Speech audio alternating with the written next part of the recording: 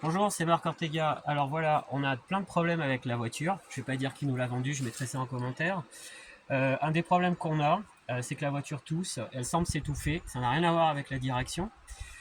Donc ce qu'on a fait, c'est qu'on a vérifié que ça venait du turbo, qui est une panne bien classique. Donc la première chose à faire, c'est d'enlever la protection du turbo. Donc munissez-vous de clés de 10 et de clés de 8.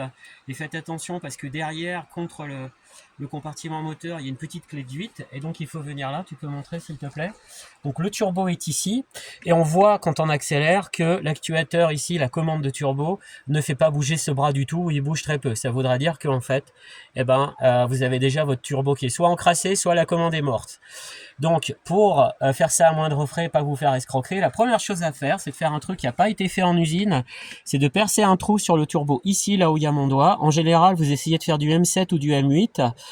Nous, on a choisi de faire du M8. Vous vissez avec un petit écrou et la prochaine fois, dès qu'on a réussi à avoir du décapant pour four, eh bien, vous enlevez votre boulon, vous injectez votre décapant pour four avec une tige qui va jusqu'au turbo, vous laissez mariner.